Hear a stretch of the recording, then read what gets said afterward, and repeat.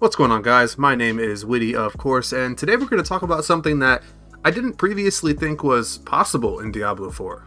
As it turns out, if you're trying to go for, let's just say, Penitent Greaves, and you haven't been able to find any yet, you're level, let's say, 80-something, and you really need these Greaves for your rogue build or whatever other build, and you just haven't been able to drop them. Did you know that there's a way for you to essentially target farm specific types of items? Yeah! You can essentially target farm any item in the game that isn't jewelry using this really useful page on Maxroll, which we're going to show you now. So, as you can see right here, this is the Monster Family page by Dioxide.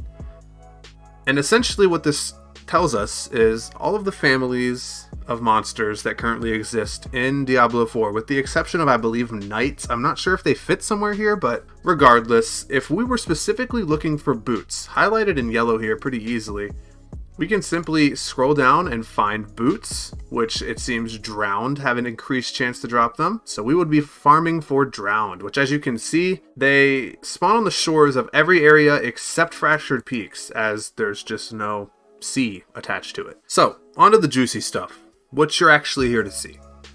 Each monster family has a dungeon or two that are probably the best for target farming them. So we're going to go alphabetically here, obviously, and we're going to start at the top. What is the best dungeon to farm for bandits? Unsurprisingly, it's going to be Alder's Cave, which is just at the southwest corner of the map, the quickest waypoint being Iron Wolf's encampment. On to beasts. We're going to go to the complete opposite side of the map, and we're going to head to Alderwood, which is just north of the Tyrmire waypoint. For cannibals, we are going to head to the Blood-Soaked Crag, which is a difficult dungeon to get to. It's not particularly close to anything, but Gerondai is probably the best option.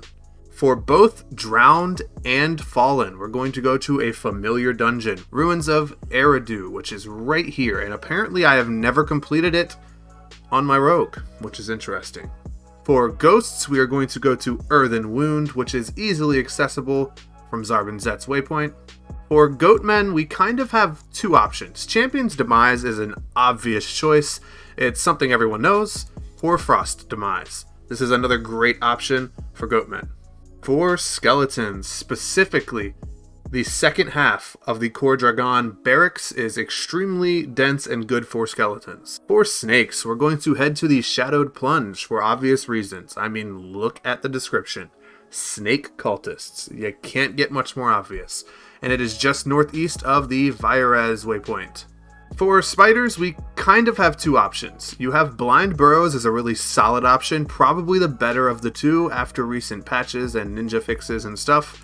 And your other option is going to be Sirocco Caverns, which I have to remember is right here. And as far as vampires go, we're going to come back to the Core Dragon barracks, except you're only going to worry about the first half this time. However, vampires really aren't something you should target farm to begin with, because there are other families that have coverage of the items they drop anyways, and vampires are honestly just a pain in the ass to farm. That essentially sums up this video, and I hope it helped you guys. It was a rather quick video, and it's something that, like I said before, I didn't really know was in the game until I discovered the page on Maxroll. I'd just kind of been looking at all the resources Maxroll has and saw this page, and from there I read every description of every dungeon and tried to associate that with ones that I've run multiple times in the past, and came to these conclusions. I could be wrong about several of them, but they're the ones that I remember seeing mobs in, and I have tested and found mobs in denser packs with a lot of success. So they're the ones I would recommend 100%. Just want to take a second to thank you guys for all the support recently, and thank you for watching this video. We're about halfway to our 1,000 sub goal, and I have you guys to thank for that. I've had a lot of fun making these videos, and I look forward to making more of them. I just hope that they're helping you guys to some capacity, and that you guys enjoy them as well. Anyways, we're going to head on out of here and get back to grinding to 100, because I should have been there a long time ago. So, I'll catch you guys in the next one, and I'll see you then. Deuces.